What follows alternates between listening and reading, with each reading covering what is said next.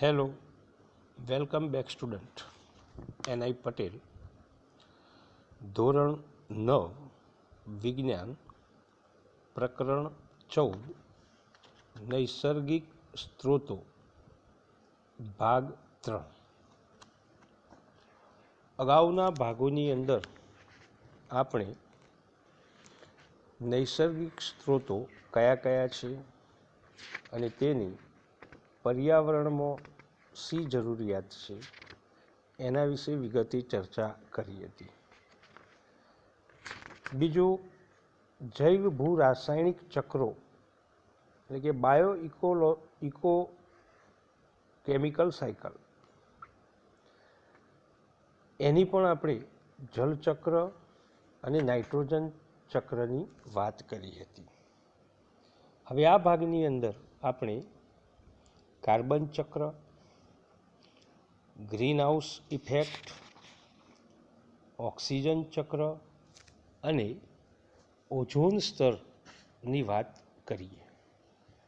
તો સૌ પ્રથમ કાર્બન ચક્રની આપણે વાત કરીએ, જેની આકૃતિ સ્ક્રીન ઉપર આપણે જોઈ શકીએ છીએ કે કાર્બન એ વાતાવરણમાંથી જમીન પર, સજીવોમાં, અન્ય પદાર્થોમાં કેવી રીતે વહન પામી અને ફરી પાછો વાતાવરણમાં મૂળભૂત સ્વરૂપે મળી આવે છે.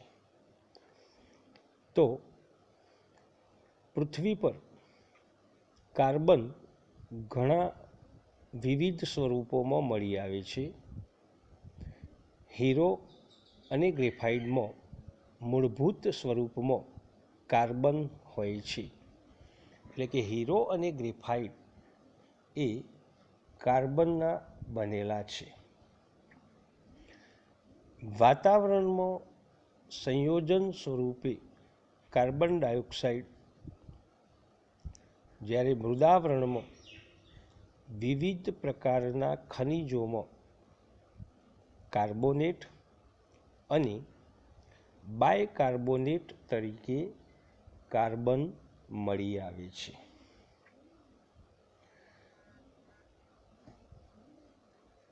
બધા જ સજીવોમાં કાર્બન આધારિત અણુઓ એટલે કે કાર્બોદિત, પ્રોટીન, ચરબી, ન્યુક્લિક એસિડ અને વિટામિન છે.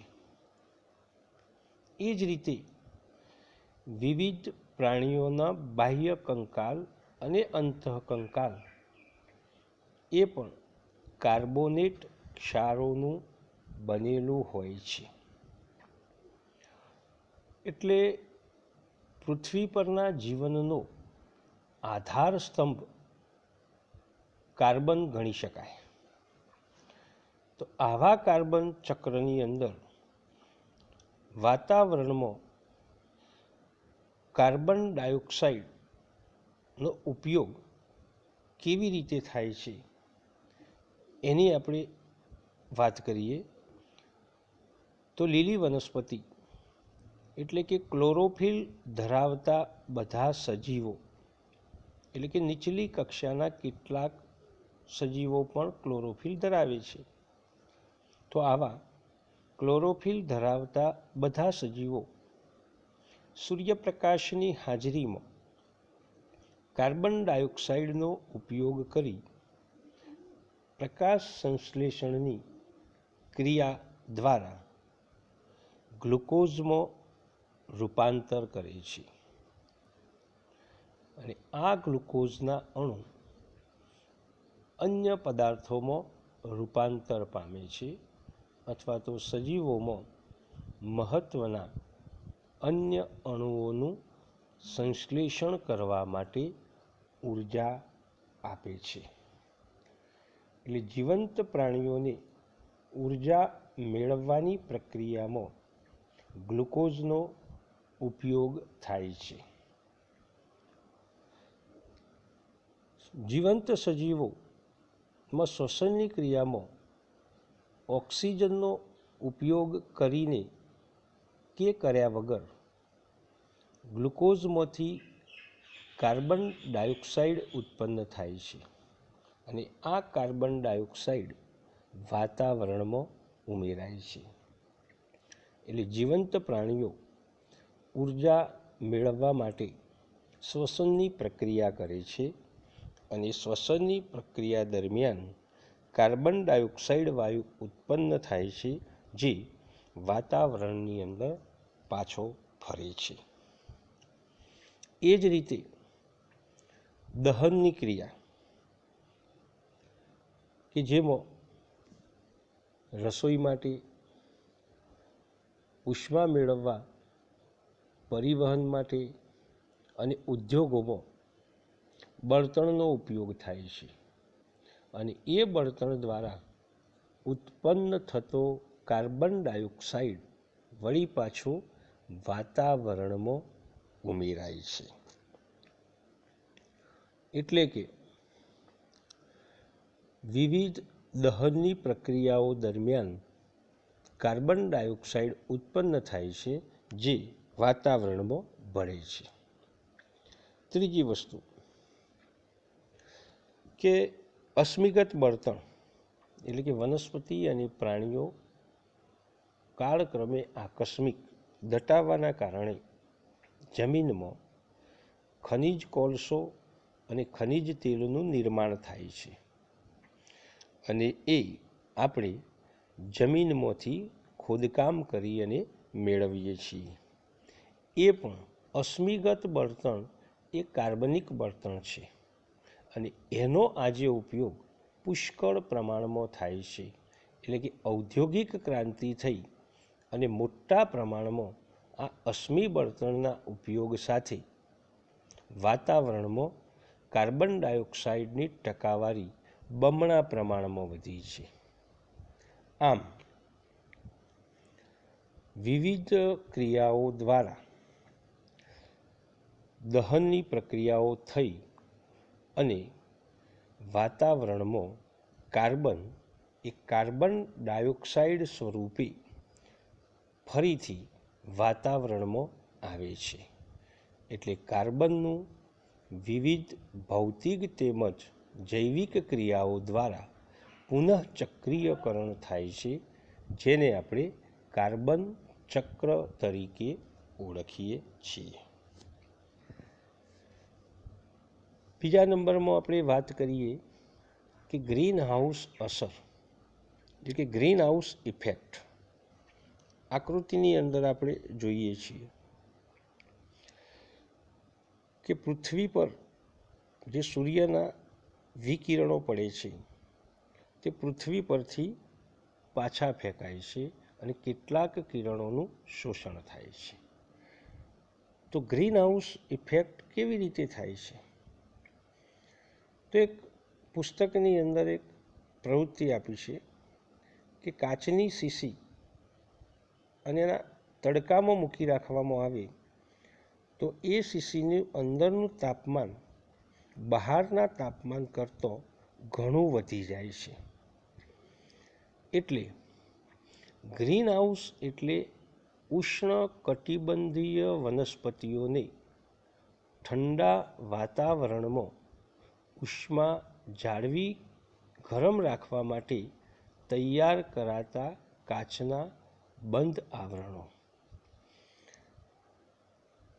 એટલે ગ્રીન હાઉસ અસરના કારણે વાતાવરણમાં આવેલા આ પ્રકારના વાયુઓનો વધારો સમગ્ર વિશ્વના સરેરાશ તાપમાનને વધારી શકે છે અને આ પ્રકારની અસરને ગ્રીન હાઉસ અસર તરીકે ઓળખવામાં આવે છે.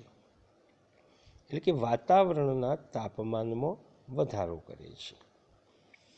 તો ગ્રીન હાઉસ અસર એ પૃથ્વીમાંથી ઉષ્માને તેના બહારના વાતાવરણમાં જતી રોકે છે અને આ પ્રકારના વાયુઓનો પૃથ્વીના વાતાવરણમાં વધારો સમગ્ર વિશ્વના સરેરાશ તાપમાનને વધારી દે છે.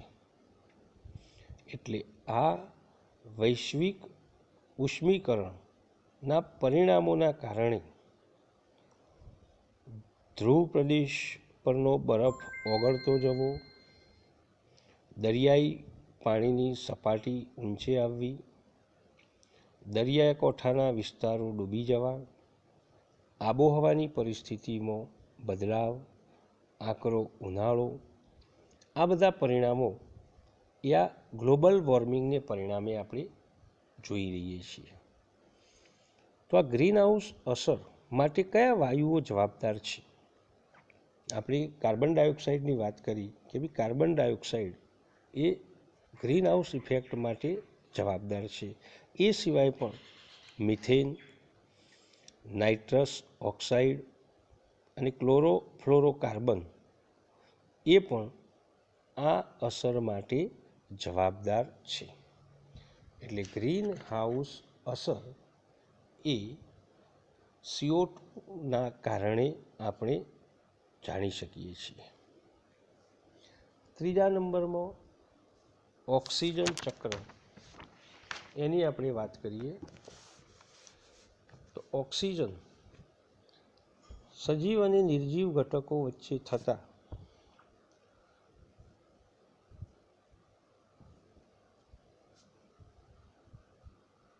ચક્રીયકરણને ઓક્સિજન ચક્ર તરીકે ઓળખવામાં આવે છે. તો ઓક્સિજન એ પ્રાણવાયુ તરીકે પણ આપણે એને ઓળખીએ છીએ. તો ઓક્સિજન એ નિર્જીવ ઘટક તરીકે વાતાવરણમાં મુક્ત સ્વરૂપમાં આશરે 21% આવેલો છે. આ સિવાય પૃથ્વીના પોપડામાં કાર્બન ડાયોક્સાઇડ, ધાતુઓ અને સિલિકોનના ઓક્સાઇડ સ્વરૂપમાં સંયોજન રૂપે ઓક્સિજન મળી આવે છે. જૈવિક અણુઓ કાર્બોદિત, પ્રોટીન, લિપિડ અને ન્યુક્લિક એસિડમાં આવશ્યક ઘટક તરીકે પણ એ હોય છે. તો આવા ઓક્સિજન ચક્રની આપણે વાત કરીએ છીએ તો વાતાવરણમાં ઓક્સિજનનું પ્રમાણ સંતુલિત જાળવી રાખવું જરૂરી છે. તો વાતાવરણમાં ઓક્સિજનનો ઉપયોગ મુખ્ય 3 પ્રક્રિયાઓમાં થાય છે: શ્વસન, દહન અને નાઇટ્રોજનના ઓક્સાઇડના નિર્માણમાં. તો ઓક્સિજનનો શ્વસનની ક્રિયામાં ઓક્સિજન જરૂરી છે. આપણે જાણીએ છીએ કે બધા જ સજીવો શ્વસન ક્રિયા દરમિયાન ઓક્સિજન વાયુ લે છે અને કાર્બન ડાયોક્સાઇડ વાયુ બહાર કાઢે છે. એટલે સજીવો શ્વસનની ક્રિયામાં ઓક્સિજન વાયુનો ઉપયોગ કરે છે. એના પછી હરિત દ્રવ્ય ધરાવતા સજીવો એટલે કે લીલી વનસ્પતિઓ એ ખોરાક બનાવવાની ક્રિયા, જેને આપણે પ્રકાશ સંશ્લેષણની ક્રિયા કહીએ છીએ. તો એ પ્રકાશ સંશ્લેષણની ક્રિયામાં એ વાતાવરણમાંથી કાર્બન ડાયોક્સાઇડ વાયુ લે છે, ઉપયોગ કરે છે અને એ દરમિયાન ઓક્સિજન વાયુ મુક્ત કરે છે. એટલે વળી પાછો વાતાવરણમાં ઓક્સિજન વાયુ મુક્ત થાય છે. એટલે શ્વસનની પ્રક્રિયા દરમિયાન અને પ્રકાશ સંશ્લેષણની પ્રક્રિયા દરમિયાન ઓક્સિજનનો ઉપયોગ થાય છે. અને આમ કુદરતમાં ઓક્સિજનના ચક્રની રૂપરેખા બને છે. એટલે વાતાવરણમાંથી સજીવોમાં અને સજીવોમાંથી વાતાવરણમાં આમ ઓક્સિજન વાયુનું ચક્ર ચાલે છે. એના પછી આકૃતિની અંદર પણ આપણે જોઈ શકીએ છીએ કે ભાઈ ઓક્સિજન ચક્ર કેવી રીતે ચાલે છે. તો વનસ્પતિ, સૂર્યપ્રકાશ, પ્રાણીઓ અને જળાશયો, આની અંદર આ ઓક્સિજન ચક્ર આપણે જોઈ શકીએ છીએ. એના પછી મુદ્દો છે ઓઝોન સ્તર. તો પૃથ્વી માટે આ ઓઝોન સ્તર એક ઢાલ સમાન છે. પૃથ્વીનું રક્ષણ આ ઓઝોન સ્તર દ્વારા થાય છે. એટલે ઓઝોન સ્તર ક્યાં આવેલું છે એની આપણે પહેલી વાત કરીએ. તો પૃથ્વીની સપાટીથી 16 કિલોમીટરથી 60 કિલોમીટર ઉપર આ ઓઝોન સ્તરનું આવરણ આવેલું છે. એટલે ઓઝોન સ્તરના આવરણમાં